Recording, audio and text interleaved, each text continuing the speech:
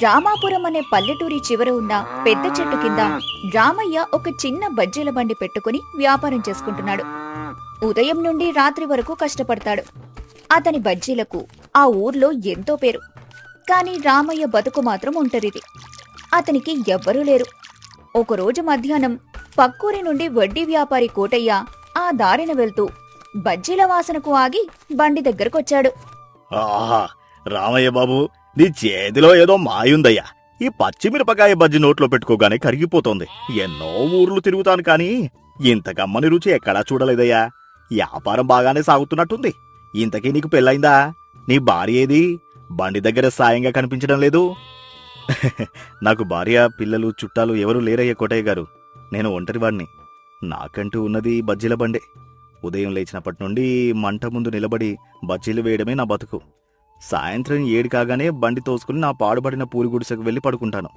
నాకు పెళ్లి కాలేదు స్వామి. ఏంటయ్యా రామయ్య నువ్వు చెప్పేది? కండలు తిరిగిన మగాడివి, చేతి నిండా పనుంది, ఇంకా పెళ్లి చేసుకోకుండా ఈ సన్యాసి బతికెందుకు బతుకుతున్నావయ్యా?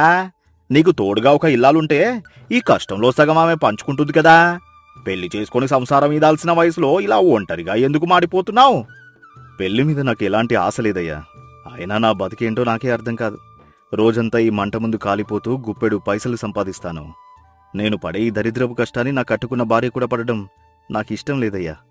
ఒక ఆడపిల్లను నా పూరి గుడిసెలోకి తెచ్చి ఆమెతో కన్నీళ్లు పెట్టించడం నా వల్ల కాదు. అందుకే ఈ ఒంటరి బతికే నాకు సరిపోయిందని సరిపెట్టుకున్నాను స్వామి. రామయ్య, భార్య అంటే పని మనిషి కాదురా, మగాడి మనసుకు బలం. పగలంతా కష్టపడి చీకటి గుడిసెకు వెళ్తే భయం వేయదా? అదే ఒక ఇల్లాలుంటే నువ్వు గుమ్మం తొక్కగానే నవ్వి పలకరిస్తే నీ కష్టం మొత్తం గాల్లో కలిసిపోతుంది. గుడిసెలో పూటకూడి గింజలు లేకపోయినా భార్య పక్కన ఉంటే కడుపు నిండినట్టే ఉంటుంది. ఆడది మొగుడి పక్కన ఉంటే ముల్లబాటను కూడా పూలబాటగా మార్చేస్తుంది. ఈ మాట గుర్తెట్టుకో. కోటయ్య మాటలు రామయ్య గుండెల్లో బలంగా నాటుకున్నాయి. జీవితంలో మొదటిసారి తన ఒంటరితనం తనని భయపడుతున్నట్లు అనిపించింది. చీకటి పడింది. రామయ్య బండి తీసుకుని తన పూరి గుడిసెకు చేరుకున్నాడు. గుమ్మం దగ్గరంతా కటిక చీకటిగా నిశ్శబ్దంగా ఉంది. లోపలికి వెళ్లి దీపం వెలిగించాడు. పొయ్యిలో పచ్చిపుల్లలు పెట్టి వంట చేయడానికి ప్రయత్నిస్తున్నాడు. ఇల్లంతా పొగ కమ్ముకుంది. కళ్ళు మండిపోయి దగ్గుతూ నేలమీద కూలబడ్డాడు. కోటయ్య గారు చెప్పింది నిజమే దేవుడా. ఈ 4 గోడల మధ్య ఎంత భయంకరమైన నిశ్శబ్దం. అలిసిపోయి వచ్చి మళ్ళీ ఈ కట్టెల పొయ్యి ముందు కళ్ళు కాల్చుకుని వంట చేసుకుంటున్నాను. అదే భార్య ఉంటే వేడివేడిగా అన్నం వండి పెట్టేది కదా. కడుపులో కాలుతున్న ఆకలి కన్నా నన్ను ఏమండి అని పిలిచే మనిషి లేదనే బాధే నన్ను దహించేస్తోంది. భార్య లేని మగాడి బతుకు నిజంగా వ్యర్థం. నా పూరి గుడిసెకు ఒక మహాలక్ష్మి కావాలి తండ్రి. మరుసటి రోజు ఉదయం కాగానే రామయ్య తన బజ్జీల బండి తోసుకుంటూ చెట్టు దగ్గరికి బయలుదేరాడు. దారిలో తన పక్కింటివాడైన సీనయ్య వాకిలి ముందు ఆగాడు. సీనయ్య పార భుజాన పెట్టుకుని పొలం పనికి బయలుదేరుతున్నాడు. అతని భార్య గౌరమ్మ చేతిలో అన్నం సంచి పట్టుకుని బయటకొచ్చింది. రామయ్య వారిని చూస్తూ అక్కడే నిలబడిపోయాడు. ఏవండి, ఈ సంచిలో వేడి అన్నం, పప్పు కట్టాను. ఎండ బాగా ముదరకముందే చెట్టు నీడకు వెళ్లి తినండి. పొలంలో పని ఎక్కువ ఉందని ఆకలిని చంపుకోకండి. మీరు ఖాళీ కడుపుతో పనిచేస్తే నా ప్రాణం విలవిల్లాడిపోతుంది. ఎండలో పడి మరీ మీ శరీరాన్ని కరిగించుకోకండి. జాగ్రత్తగా వెళ్ళిరండి. పిచ్చిదానా, నువ్వు నా కోసం వేకువజామునే లేచి వంట చేసి నా కడుపు నింపాలని ఆరాటపడుతుంటే నేను అలసిపోతానా? నీ ప్రేమ ముందు నా కష్టం ఎంత చెప్పు. నేను బతికి ఉన్నది నీకోసమే కదా. సాయంత్రం త్వరగా వచ్చేస్తానులే. నువ్వు ఏలకు తిని జాగ్రత్తగా ఉండు. దేవుడా, ఆ సీనయ్య ఎంత అదృష్టవంతుడయ్యా. పూరి గుడిసెలో బతుకుతున్నా వాడికి ఆ భగవంతుడు అంతులేని ప్రేమనిచ్చాడు.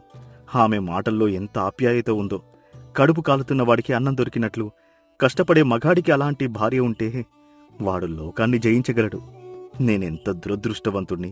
నా కోసం బాధపడే మనిషి ఈ భూమి మీద ఒక్కరు కూడా లేరు. రామయ్య చెట్టు కింద బండి పెట్టుకుని వ్యాపారం చేసుకుంటున్నాడు. మధ్యాహ్నం సమయంలో ఊర్లో ఆకతాయిగా తిరిగే రుద్రయ్య అక్కడికొచ్చాడు. వాడు ఊర్లో అందర్నీ బెదిరించి పబ్బం గడుపుకునే రౌడీ. బండి దగ్గరకొచ్చి రామయ్యను బెదిరిస్తూ వేడి బజ్జీలన్నీ లాగించేశాడు. యారా రామయ్యా, ఈ రోజు బజ్జీలు భలే రుచిగా ఉన్నాయిరా. ఉల్లిపాయలు, పచ్చిమిర్చి ఘాటు అదిరిపోయింది.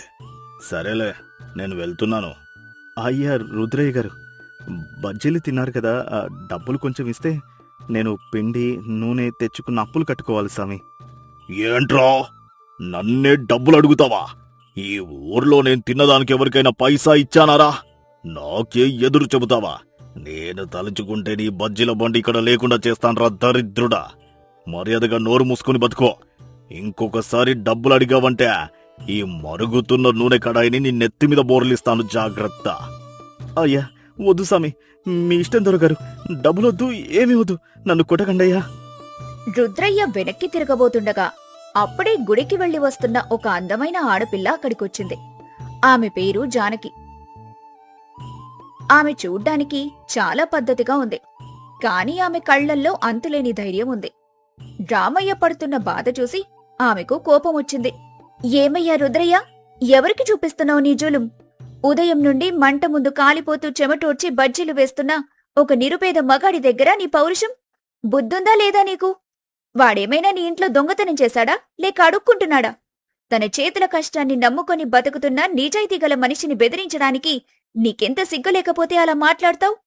మర్యాదగా నువ్వు తిన్న బజ్జీలకు డబ్బులు ఇక్కడే బండి మీద పెట్టి వెళ్ళు, లేదంటే ఊరి పెద్దల దగ్గర నీ బండారమంతా బయటపెట్టి నిన్ను ఊరి నుండి తరిమేలా చేస్తాను. అమ్మో, ఈమె చాలా భయంకరంగా ఉందే. అనవసరంగా పంచాయతీలెందుకులే. రుద్రయ్య జేబులోంచి డబ్బులు తీసి రామయ్య బండి మీద విసిరేసి తలదించుకొని అక్కడ్నుంచి పారిపోయాడు. ఏవండి, ఇలాంటి వాళ్లకు భయపడితే వాళ్లు మన కష్టాన్ని దోచుకుంటారు. మీరు నిజాయితీగా కష్టపడుతున్నారు, ఎవ్వరికీ భయపడాల్సిన అవసరం లేదు.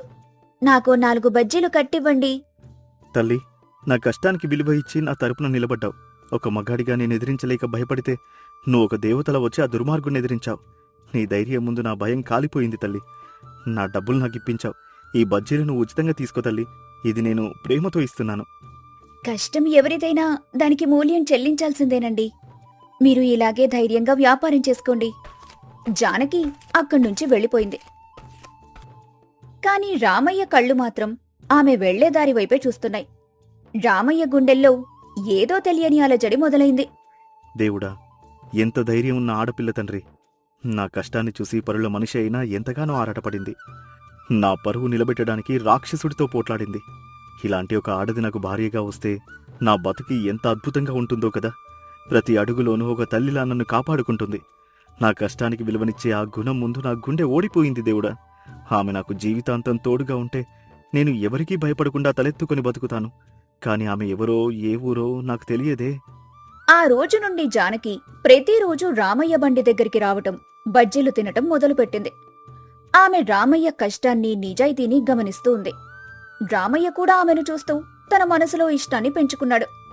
కాని పేదవాడిననే భయంతో కనీసం ఆమె పేరు కూడా అడగలేకపోయాడు.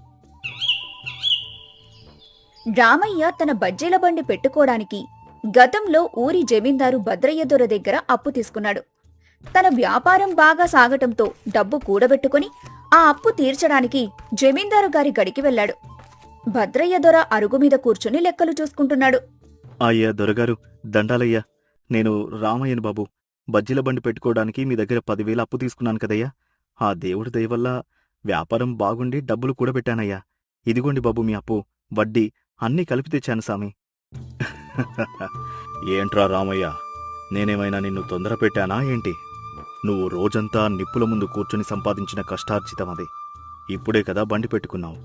ఇంకా కొన్నాళ్ళు నీ దగ్గరే ఉంచుకుని బండిని పెద్దగా చేసుకోరా. నువ్వెంత కష్టజీవివో, ఎంత నిజాయితీపరుడువో ఊరంతా చెప్పుకుంటారు. నీ కష్టాన్ని చూస్తే నాకు గర్వంగా ఉంటుందిరా. ఆ డబ్బులు నీ దగ్గరే ఉంచుకో. నాకు వడ్డీ కూడా ఏమొద్దు. అలా అనకటి దొరగారు, మీరు ఆపదలో ఆదుకున్న దేవుడయ్యా. నా కష్టాన్ని చూసి జాలిపడి నాకు బతుకు తెరువు చూపించారు. ఈ డబ్బు మీ చేతిలో పెడితేనే నా మనసుకు ప్రశాంతంగా ఉంటుంది బాబు. దయచేసి తీసుకోండి. సరేరా, నీ ఇష్టం. నీ నిజాయితీకి నాకు చాలా ఆనందంగా ఉంది. జానకి, అమ్మాయి, మన రామయ్య వచ్చాడు. కాస్త వేడి తేనీరు తీసుకునిరా అమ్మా. జమీందారు గొంతు వినగానే లోపలి నుండి జానకి 2 చేతులతో తేనీరు గ్లాసులు తీసుకుని బయటకొచ్చింది. ఆమెను చూడగానే రామయ్యకు గుండె ఆగినంత పనైంది. రోజూ తన బండి దగ్గరకొచ్చి తన కోసం పోట్లాడిన ధైర్యవంతురాలు జమీందారు గారి కూతురా అని ఆశ్చర్యంతో నోరెళ్లబెట్టాడు. కళ్ళు పెద్దవి చేసి భయంగా వెనక్కి తగ్గాడు. అయ్యో దేవుడా, నా బజ్జీల బండి దగ్గర నేను మనసు పడ్డ దేవత ఈ జమీందారు గారి కూతురా. ఎంత పెద్ద తప్పు చేశాను దేవుడా. బురదలో పడే దరిద్రుణ్ణి నేను. ఆ ఆకాశంలో ఉండే చందమామ మీద ఆశపడ్డానా? నా బతికెక్కడ, ఈ రాకుమారి ఎక్కడ? నా పరువు గంగలో కలిసిపోకముందే నేను ఇక్కడి నుండి పారిపోవాలి. నాన్న, మీరు మొన్న నా పెళ్లి గురించి అడిగారు కదా. నాకు ఎలాంటివాడు కావాలో చెప్పమన్నారు కదా. నేను ఈ రామయ్యనే పెళ్లి చేసుకుంటాను నాన్న. ఇతనే నా భర్తగా కావాలి. ఆ మాట వినగానే రామయ్య చేతిలో ఉన్న తేనీరు గ్లాసు కింద పడి పగిలిపోయింది. భయంతో అతనికి చెమటలు పట్టాయి. భద్రయ్య దొర కుర్చీలోంచి ఆశ్చర్యంగా లేచి నిలబడ్డాడు. ఏమే జానకి, ఏం మాట్లాడుతున్నావే నువ్వు? ఏంట్రా రామయ్య ఇదంతా? నువ్వు నా దగ్గర అప్పు తీసుకోవడానికొచ్చావా, లేక నా కూతురిని? మర్యాదగా నిజం చెప్పు. అయ్యా దొరగారు, నన్ను నమ్మండయ్యా. ఆ దేవుడి మీద ఒట్టు బాబు, నాకేమీ తెలియదయ్యా. ఈ అమ్మగారు రోజు నా బజ్జీల బండి దగ్గరికి వస్తారని తెలుసు కాని మీ కూతురని నాకు ఈ క్షణం వరకు తెలియదు సామి. నేనేదో కడుపు కాలుతున్న నిరుపేదను బాబు. నాకు ఎలాంటి కుతంత్రాలు తెలియవు. నన్ను శిక్షించకండయ్యా. నేను ఇప్పుడే ఈ ఊరు విడిచి వెళ్ళిపోతాను. నన్ను క్షమించండి దొరగారు. నాన్న, అతను నా వైపు కన్నెత్తి కూడా చూడలేదు. ఇన్నాళ్లు బజ్జీల బండి దగ్గర అతని కష్టాన్ని, నిజాయితీని గమనించాను. కోట్లు సంపాదించిన వాడికి డబ్బు మీద ఉన్న ప్రేమ నా మీద ఉండదు నాన్న. కాని తన చెమటను నమ్ముకొని బతికే ఇతను నన్ను కంటికి రెప్పలా కాపాడుకుంటాడు. పేదరికం ఈ రోజు ఉంటుంది, రేపు పోతుంది. కాని గుణం జీవితాంతం ఉంటుంది. నాకు కష్టపడే మగాడే కావాలి నాన్నా. ఒరే రామయ్య, ఎందుకురా ఏడుస్తున్నావు? భయపడకురా. నా కూతురు ఏనాడు తప్పు చేయదు. ఆమె నిర్ణయం తప్పు కాదు. ఒక ఆడది మగాడిలో కోరుకునేది డబ్బు కాదురా, రక్షణ మరియు నిజాయితీ. ఆ రెండూ నీలో పుష్కలంగా ఉన్నాయని నా కూతురు గుర్తించింది. నువ్వు పేదవాడివి కావచ్చు, కాని నీ గుణం వజ్రం లాంటిదిరా. నా ఆస్తి మొత్తం నా కూతురుదే కదా. దానికి తగిన మొగుడివి నువ్వేరా రామయ్య. నీ నిజాయితీకి బహుమతిగా నా కూతురిని నీ చేతిలో పెడుతున్నాను. ఇక నువ్వు ఒంటరివాడివి కాదురా, ఈ జమీందారు అల్లుడివి. అయ్యా, మీరు దేవుడయ్యా. నా పూరి గుడిసెకు మహాలక్ష్మి లాంటి మీ కూతురిని ఇస్తానంటున్నారు. నా బతుకు ధన్యమైపోయింది బాబు. ఆమె కంటతడి పెట్టకుండా ప్రాణంగా చూసుకుంటాను సామి. రామయ్య జానకిల వివాహం ఎంతో వైభవంగా జరిగింది.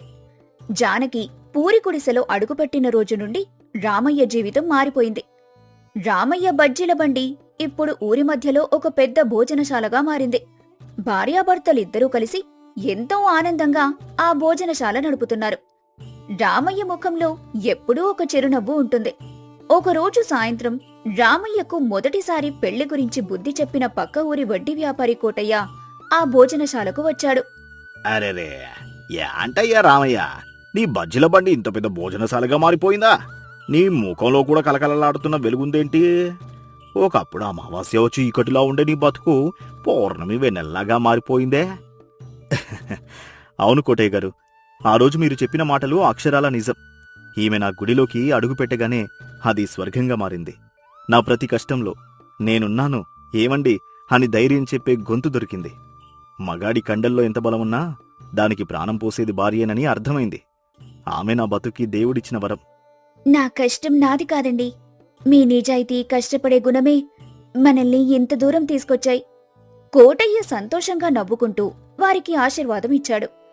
రామయ్య, జానకి ఇద్దరూ ఒకరినొకరు ప్రేమగా చూసుకుంటూ తమ వ్యాపారం చేసుకుంటూ సుఖ సంతోషాలతో జీవించారు. భార్య అంటే కేవలం ఇల్లు చక్కదిద్దే మనిషి కాదు, మగవాడి జీవితానికి ధైర్యాన్ని, వెలుగును ఇచ్చే దేవత. ఒంటరిగా కష్టపడే మగాడికి భార్య తోడైతే ఆ ఇల్లు స్వర్గంగా మారుతుంది. కష్టపడే గుణం, నిజాయితీ ఉన్న మనిషిని అదృష్టం దానంతటా అదే వరిస్తుంది. ప్రేమకు మించిన సంపద ఈ లోకంలో మరొకటి లేదు. ఒక ఊరిలో ఉదయం పూట చేపల సంతలో ఎక్కడి చూసినా జనం సందడి. చేపల బుట్టలు పెట్టుకుని అమ్ముతున్న వాళ్ల అరుపులు వినిపిస్తున్నాయి. ఆ ఊర్లోనే వ్యవసాయం కూలీగా పనిచేసే 35 ఏళ్ల పేద రైతు మల్లయ్య ఓ చేపల బుట్ట ముందు నిలబడి ఆశగా చూస్తున్నాడు. అతడి కళ్లల్లో ఏదో తెలియని ఆరాటం. ఏమయ్యా మల్లయ్య, అలా చూస్తున్నావేంటి? రాత్రి పట్టిన తాజా చేపలు, గంగలోంచి పట్టి తెచ్చినవి తెచ్చినట్టే ఉన్నాయి. తీసుకుపో, మీ ఆవిడతో పులుసు పట్టించుకొని తింటే జన్మధన్యమైపోతుంది. గుమగుమలాడే వాసనకి ఊరంతా మీ ఇంటి వైపే చూస్తుంది. చాలా బాగున్నాయమ్మా, కానీ ధర ఎంత చెబుతున్నావు? నా దగ్గర అంతంత మాత్రమే చిల్లర ఉంది. నిన్న కూలీ డబ్బులు సరిగ్గా రాలేదు. పెద్ద చేప 2 వరహాలు, చిన్నవైతే 1 వరహ అయ్యా. నీకోసమని కాస్త తగ్గించేస్తాన్లే. తీసుకో మల్లయ్య, పాపం ఎప్పుడూ ఆ ఆకుకూరలేనా? మల్లయ్య తన మొలతాడుకున్న చిన్న గుడ్డ సంచిని విప్పి చూసుకున్నాడు. అందులో ఉన్నవి 3 రాగి నాణేలు. ఒక వరహ కూడా లేదు. ఆ నాణేల చప్పుడు వినగానే మల్లయ్య ముఖం వాడిపోయింది. గుండె బరువెక్కింది. నా రాత ఎంత ఘోరంగా ఉందో దేవుడా! నెల రోజులుగా చేపల కూర తినాలని నాలుక పీకుతోంది.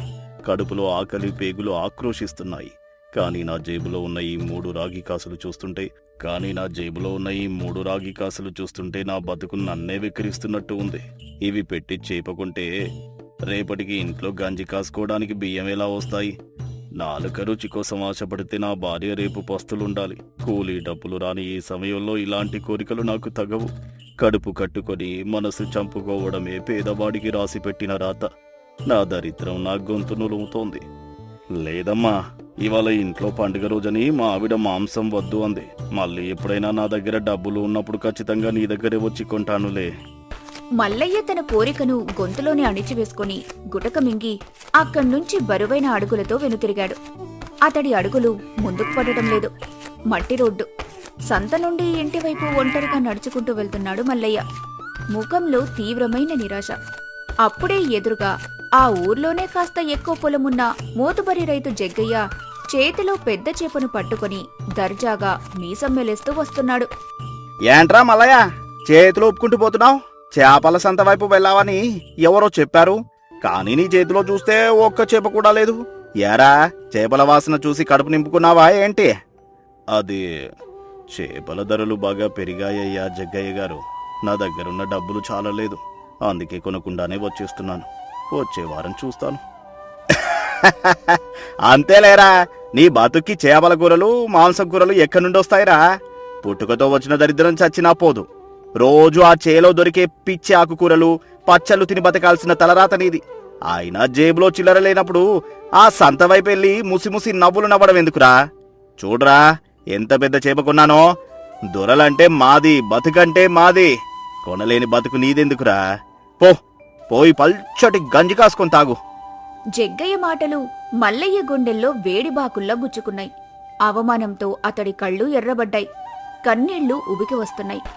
ఏమీ మాట్లాడలేక, తల ఎత్తలేక అక్కడ్నుంచి వేగంగా ఇంటివైపు నడిచాడు. దేవుడా, పేదవాడిగా పుట్టడం ఇంత పెద్ద శాపమా? ఒక మనిషిని 10 మందిలో ఇంత ఘోరంగా అవమానించాలా? నా దరిద్రాన్ని చూసి నవ్వే హక్కు అతనికి ఎవరిచ్చారు? ఈ బతుకు బతికే కంటే ఏ చెరువులో దూకి చావడం మేలు. పూరిగుడిసె. వసారాలో మల్లయ్య భార్య గౌరమ్మ పాత చాటతో బియ్యం చెరుగుతోంది. మల్లయ్య తల వంచుకొని లోపలికొచ్చి అరుగుమీద నీరసంగా కూర్చున్నాడు. అతడి కళ్లల్లో నీళ్లు తిరుగుతున్నాయి. మల్లయ్య ముఖం చూడగానే ఏదో జరిగిందని గ్రహించి చాట పక్కన పెట్టి ఆత్రంగా దగ్గరికొచ్చి, ఏమైందండి? పొద్దున్నే ఎంతో ఆశగా సంతకు వెళ్లారు కదా, ఇలా వట్టి చేతులతో వచ్చారు? మీ ముఖం చూస్తుంటే ఏదో పెద్ద బాధున్నట్టుంది. కళ్ళు ఎరుపెక్కాయి. ఏం జరిగిందో నాతో చెప్పండి. ఎవరైనా ఏమైనా అన్నారా? ఏం చెప్పమంటావే గౌరమ్మ, పేదరికం మహాశాపం. నెల రోజులుగా చేపల కూర తినాలని ఆశపడి సంతకు పోతే నా దగ్గరున్న 3 రాగి కాసులు చాలలేదు. ఆ కొద్దిపాటి డబ్బు ఇవాళ ఖర్చు పెడితే రేపు నీకు గంచిపోయడానికి నా దగ్గర ఏముంటుందని మనసు చంపుకొని తిరిగి వచ్చేస్తున్నానే. నా చేతకానితనాన్ని చూసి నాకే అసహ్యం వేస్తోంది గౌరమ్మ. దారిలో ఆ జగ్గయ్య ఎదురుపడి కొనలేని బతుకు నీదెందుకురా అని దారిన పోయే వాళ్ళందరి ముందు అవమానించాడే. ఒక్క చేప కొనుక్కోలేని నా బతుకు ఎందుకే గౌరమ్మ? నీకు కనీసం ముద్దపప్పు కూడా పెట్టలేని మొగుణ్ణి నేను. అంత మాట అనకండి. ఆ జగ్గయ్యకు పొగరు, డబ్బు మదం ఎక్కువయ్యేలా మాట్లాడాడు. ఆ కూతల్ని మీరు మనసుకు తీసుకోకండి. మీకు చేపల కూరంటే ఎంత ఇష్టమో నాకు తెలీదా? కానీ మన పరిస్థితి, మన పేదరికం కూడా చూసుకోవాలి కదా. మీ మనసు చంపుకొని నా కడుపు నింపడం కోసం మీరు పడుతున్న ఈ ఆరాటం ముందు ఆ చేపల కూర ఎంతండి? మీరు నా పక్కనుంటే నాకు గంజినీళ్లు తాగినా అమృతం తాగినట్టే ఉంటుంది. ఆ డబ్బు గర్వం ఉన్నవాళ్లు మాటలు వదిలేయండి. మీరు బాధపడకండి. రేపు దేవుడు కరుణిస్తే మనము ఆనందంగా తిందాం. ఒక పూట పస్తుంటే ప్రాణాలు పోవండి. మీ ఆత్మగౌరవం కంటే నాకేదీ ఎక్కువ కాదు. గౌరమ్మ మాటలకు మల్లయ్య కాస్త కుదుటపడ్డాడు. తన కష్టం అర్థం చేసుకునే భార్య దొరికినందుకు మనసులోనే దేవుడికి దండం పెట్టుకున్నాడు. మధ్యాహ్నం సమయం. ఇంటి వాకిట్లో ఏదో అలికిడి. గుమ్మం ముందు ఒక 70 ఏళ్ల వృద్ధురాలు నిలబడి ఉంది. ఆవిడ చేతిలో ఒక చిన్న మూట, చేతికర్ర ఉన్నాయి. ఆమె మరెవరో కాదు, మల్లయ్య నాయనమ్మకు సొంత చెల్లెలు వెంకమ్మ. ఓరే మల్లయ్య, ఇంట్లో ఉన్నావురా నాయనా? గౌరమ్మ, ఏమే తల్లి, ఎక్కడున్నారు? అరే వెంకమ్మవ్వా, నువ్వా? రావ్వా, లోపలికి రా. ఏంటిలా అకస్మాత్తుగా వచ్చావు? ఎన్నేళ్ళయింది నిన్ను చూసి. అవ్వా, బాగున్నావా? నీ రాకతో మా ఇల్లు పావనమైందవ్వా. కూర్చో, నేను తాగటానికి కాసిని మజ్జిగ తెస్తాను. వెంకమ్మవ్వను ఆప్యాయంగా అరుగు మీద కూర్చోబెట్టారు. అవ్వను చూడగానే మల్లయ్య ముఖంలో ఆనందం వెల్లివిరిసింది. కాని ఆ పాడుబడిన గుడిసెను, ఇంట్లో ఉన్న సామాన్ను చూసి అవ్వకు వాళ్ల కష్టం అర్థమైంది. అదే క్షణంలో మల్లయ్య ఆనందం మాయమై ఒక తెలియని బాధ అతడి మనసును తొలిచేయటం మొదలుపెట్టింది. అవ్వ ఎన్నేళ్లకు మా ఇంటికి చుట్టంగా వచ్చింది. అప్పుడెప్పుడో నేను చూశాను. ఇప్పుడు ఇంటికి వచ్చిన పెద్ద మనిషికి కనీసం మంచి మాంసం కూర, చేపల కూర వండి పెట్టలేని దౌర్భాగ్య స్థితి నాది. ఏం చేయాలో దేవుడా! అవ్వకు నేను ఎలా ముఖం చూపించాలి? గౌరమ్మ ఒక పక్క నిలబడి కన్నీళ్లు పెట్టుకుంటుంది. పొయ్యి మీద కాసిన్ని నీళ్లల్లో పప్పు ఉడుకుతోంది. గౌరమ్మ ముఖంలో చెప్పలేనంత ఆవేదన. అవ్వ ఎంతో దూరం నుండి అలసిపోయొచ్చింది. వయసు పైబడిన మనిషి. అత్తయ్యలాంటి అవ్వ ఇంటికొస్తే కనీసం చుక్క నెయ్యి లేదు, వేయటానికి మంచి కూర లేదు. ఇంట్లో చూస్తే ఎండు మిరపకాయలు, ఆ కాస్త పప్పు తప్ప ఏమీ లేవు. అవ్వ ఏమనుకుంటుందో కదా, మమ్మల్ని చూసి ఎంత జాలిపడుతుందో. నా చేతకానితనానికి నాకే ఏడుపొస్తుంది. అప్పుడే వంటగదిలోకి మెల్లగా నడుచుకుంటూ వచ్చిన వెంకమ్మవ్వ గౌరమ్మ ఏడవటం చూసింది. ఏమే గౌరమ్మ, ఎందుకలా ఏడుస్తున్నావు తల్లి? నేను రావడం నీకు ఇబ్బందిగా ఉందా? అయ్యో లేదవ్వా, అలాంటిదేమీ లేదు. పొయ్యిలో పచ్చికట్టెలు పెట్టాను, ఆ పొగ కంట్లో పడింది అంతే. నా దగ్గర అబద్ధాలు చెప్పకమ్మా. నా తల నెరిసింది వయసుతో కాదు, అనుభవంతో. మీ ఇల్లు చూస్తుంటేనే మీ కష్టం నాకు అర్థమవుతుంది. నా రాక వల్ల మీరు ఏం చేయాలో పాలుపోక ఇబ్బంది పడుతున్నారని నాకు తెలుసు. మీ పేదరికం గురించి నా దగ్గర మొహమాట పడకు తల్లి. కన్నీళ్లతో వండిన పంచభక్ష పరమాన్నాల కంటే ప్రేమతో పెట్టే గంజినీళ్లు మేలమ్మా నాకు. జరిగిందేంటో చెప్పు తల్లి. అవ్వా, మా ఆయన ఇవాళ పొద్దున్నే ఎంతో ఆశగా సంతకు వెళ్లి చేపలు కొనలేక ఆ జగ్గయ్య చేతిలో ఘోరంగా అవమానపడి వచ్చాడు. గుండె పగిలి కూర్చున్నాడు. ఇప్పుడు నువ్వింటికొస్తే కనీసం నీకొక పూట మంచి భోజనం కూడా పెట్టలేకపోతున్నామన్న బాధ మమ్మల్ని కుంగదీస్తోందవ్వా. ఈ దరిద్రం మమ్మల్ని కాల్చుకు తింటోంది. పిచ్చిదానా, దీనికా ఏడుస్తున్నావు? మనిషికి ఆకలి తీరటానికి పిడికెడు అన్నముంటే చాలు. బంధాలు నిలబడటానికి ప్రేముంటే చాలు. కూరల్లో ఏముందమ్మా? వాడు డబ్బున్నవాడైతే వాడి ఇంట్లో కూర్చుంటాడు. వాడికేంటంత పొగరు? నువ్వేడవకు, నేనున్నాను కదా. నా కోసం ఆ పప్పు కూర చాలులే. నువ్వు వెళ్ళి కళ్ళు తుడుచుకొని మల్లయ్య దగ్గర కూర్చో. నేను పెరట్లోకెళ్ళొస్తాను. గౌరమ్మనక్కడ్నుంచి పంపించి వెంకమ్మవ్వ ఎవ్వరికీ కనపడకుండా తన కొంగులో ముడివేసి దాచుకున్న కొన్ని వరహాలు తీసుకుని నెమ్మదిగా చేతికర్ర సాయంతో సంతవైపు నడిచింది. గంట తర్వాత వాకిట్లో నిలబడి మల్లయ్య, గౌరమ్మ అవ్వ కోసం కంగారుగా ఎదురుచూస్తున్నారు. ఇంతలో వెంకమ్మవ్వ ఒక పెద్ద బుట్టలో నిండుగా తాజా చేపలు తీసుకుని గుమ్మం మెట్లు ఎక్కుతోంది. అది చూసి మల్లయ్య, గౌరమ్మ ఒక్కసారిగా ఆశ్చర్యపోయారు. వాళ్ల నోట మాట రాలేదు. అవ్వా, ఏంటిది? నువ్వు మా ఇంటికి చుట్టంగా వస్తే కాలు కడిగి ఇంట్లో కూర్చోబెట్టి అన్నం పెట్టాల్సిన వాళ్ళం మేము. కాని నువ్వే స్వయంగా సంతకు వెళ్ళి నీ డబ్బులు ఖర్చు పెట్టి మా కోసం ఈ చేపలు తెచ్చావా? మా బతుకు ఇంత హీనమైపోయిందా అవ్వా? నేను బతికుండి కూడా చచ్చిన వాడితో సమానమవ్వా. ఓరే బల్లయ్య, నేను మీ ఇంటికి చుట్టంగా రాలేదురా. మీ కన్న తల్లి స్థానంలో వచ్చాను. కడుపున పుట్టకపోయినా నువ్వు నా రక్తం రా మల్లయ్య. ఒక తల్లి తన బిడ్డల కోసం ఆకలి తీర్చడానికి ఏదైనా తీసుకొస్తే దానికి బాకీలు, బతుకులు హీనమంట కడతారా ఎవరైనా? నీ కష్టం నాకు తెలుసు. ఆ జగ్గయ్యగాడు నిన్నన్న మాటలు ఊర్లో వాళ్ళు మాట్లాడుకుంటే దారిలో నా చెవిన కూడా పడ్డాయి. నా బిడ్డను ఇంకొకడు బజారులో అవమానిస్తే ఆ ఆకలిని బాధను తీర్చాల్సిన బాధ్యత ఈ అవ్వది కాదా?